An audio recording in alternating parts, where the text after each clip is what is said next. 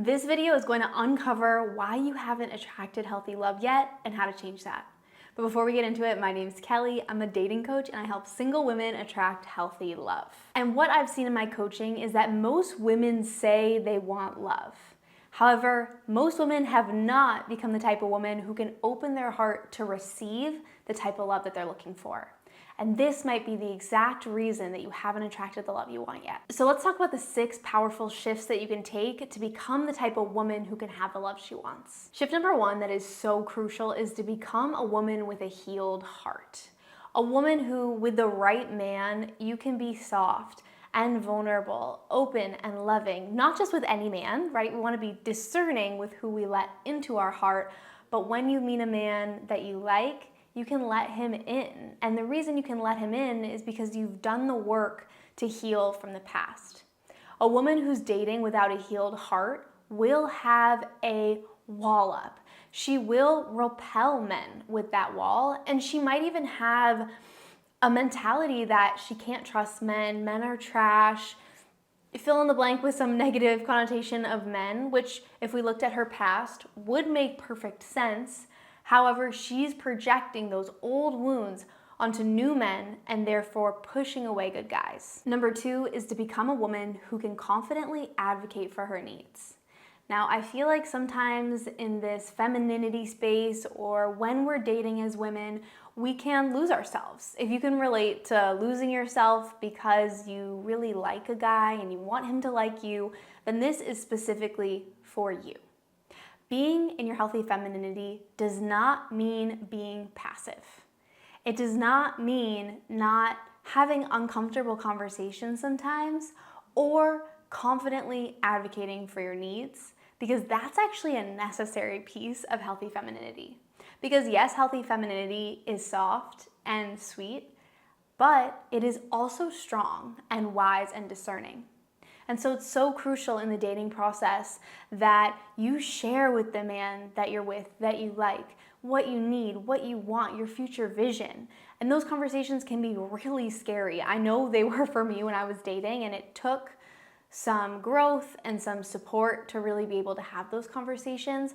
But what came out of that is attracting men who wanted the same things as me, and also feeling really seen in the dating process in a way that I never had before. And actually, in order to really feel loved and be truly loved in a relationship, we have to open ourselves up to being seen. And that can feel really scary, but this is exactly what this step is all about. Number 3 is to be a woman who practices discernment in dating. So all discernment means is just the ability to choose well. So like I said in number 1, you don't want to just let any man into your heart just because he expresses interest or because you have compatibility.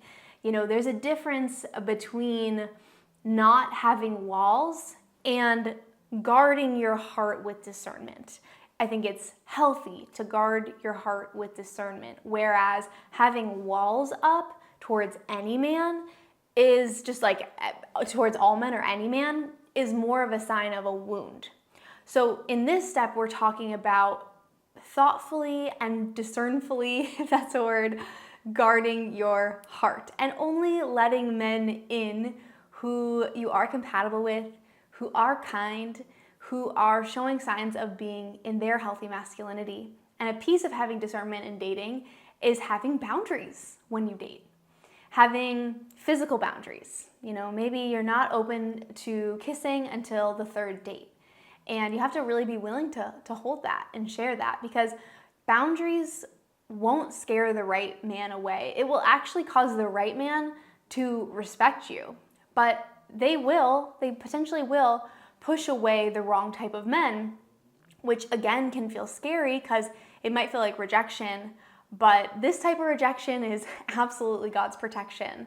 So put those boundaries in place and practice discernment when dating. Number 4 is to become a woman who seeks true compatibility. Now, I know for me in the past, at least, if you relate to this, I got a little starry-eyed when I was around a guy who I found attractive. And I think that can be so normal. You know, if you fall into that or if you feel that sometimes, it's okay. You're absolutely not alone.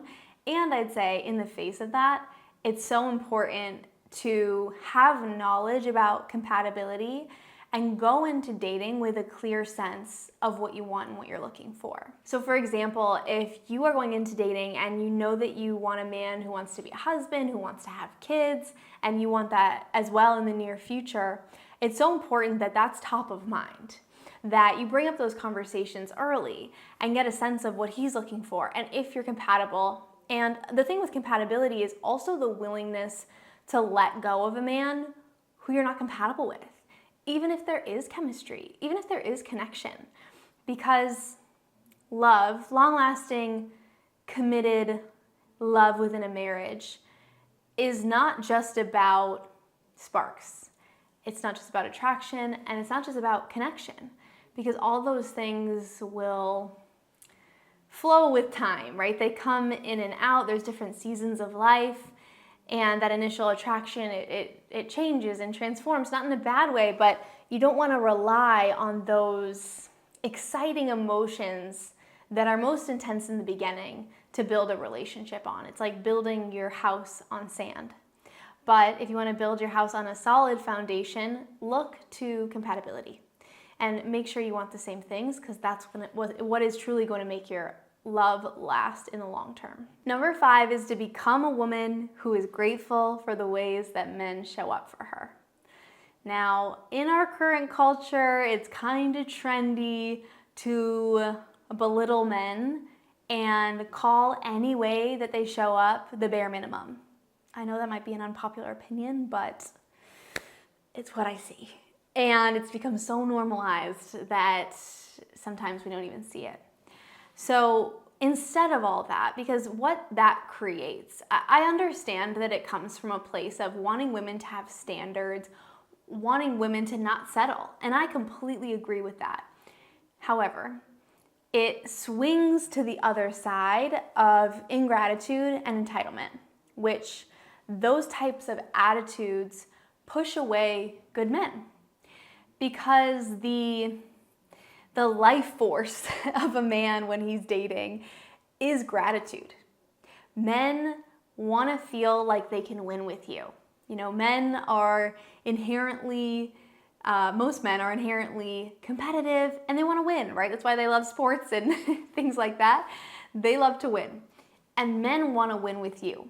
And actually, it was a really amazing mindset shift for me to start believing that men wanted me to be happy and they wanted to win with me.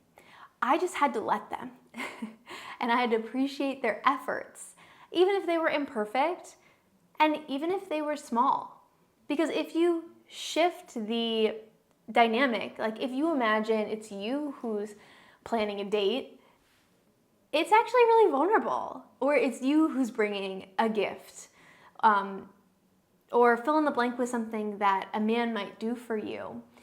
It can be really vulnerable. And so how would you like to be received when doing something for someone, paying for a dinner, or bringing someone a gift? And extend that grace and gratitude towards the men that you're dating. And I promise you, it will just make them want to show up even more.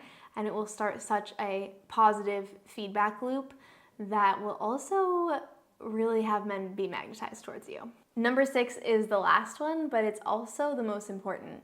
And that is to become a woman who puts God first. You don't want to be a woman who goes into dating with a starved for love mentality. It's like if you've ever gone to the grocery store being really hungry and you end up grabbing a ton of stuff, unhealthy stuff, or stuff you don't even like because you're just so possessed by your hunger that you're not really in your right mind. You go over your budget, you know you're not paying attention. And that's what can happen if we go into dating trying to fill a void in our hearts.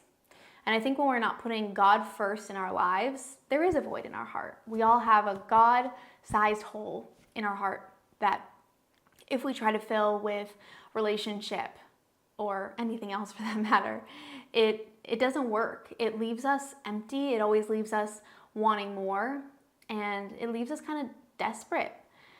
And not only is that a terrible place to be within yourself, I've been there before myself, but it can be such an empty place to be. But also, that energy does repel men. And I'm not saying put God first so that you can attract a man, but I'm saying put God first because it is the right order to then have a healthy relationship that you actually want. Fill that hole in your heart with God, and then go into the dating scene feeling filled up, feeling unconditionally loved because you are, and then you will attract and choose a man who matches that within you. But here's the thing, understanding these mentally and living these out in your dating life are completely different things. Trust me, I know.